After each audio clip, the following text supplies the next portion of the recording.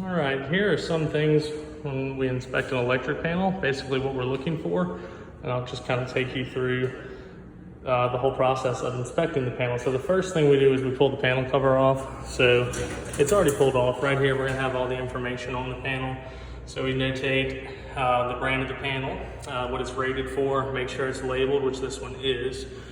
Okay, so that's good. Another thing we check for is these screws. They need to be blunt tip screws because you don't want them to be pointed because you could screw them into a live wire, get shocked. That wouldn't be very good.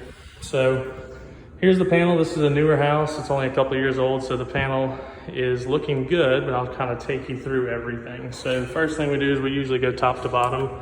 We check up here to make sure there's Romex connectors everywhere where wires penetrate the panel. So that protects the sheathing on the wires and the wire itself from getting damaged. So we come down the panel, we're gonna check all of our breaker sizes compared to our wire sizes. So we got 15 amp, needs to have a 14 gauge wire, 20 amp needs to have a 12 gauge, 30 amp needs to have a 10, 40 needs to have an 8. So we come down carefully, we check all the wire sizes compared to their breaker. We identify the type of wiring, in this case it would be copper. They don't make solid aluminum anymore. So all of our wire sizes are looking good. A couple things you look for on the wires. Are the wires nicked at all? Are they overstripped? Do they have a nice 90-degree bend so they're not too tensioned, which could cause them to come loose? So all of these are looking good.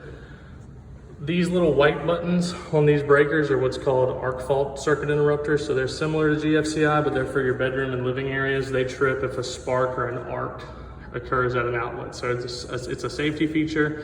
It is required on all your living and bedroom areas nowadays. So we already tested all those. We made sure they worked and those look good. So continue to come down. On our bus bars, we're gonna check all of our ground wires rather. So that's the bare copper wires back there. All of our neutrals are the white wires. Now your neutrals must be individually terminated. They can't share a lug.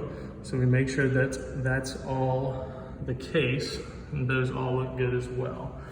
Coming down here, you make sure your neutrals and grounds are bonded together and bonded to the panel enclosure. So this strap here bonds these two bus bars.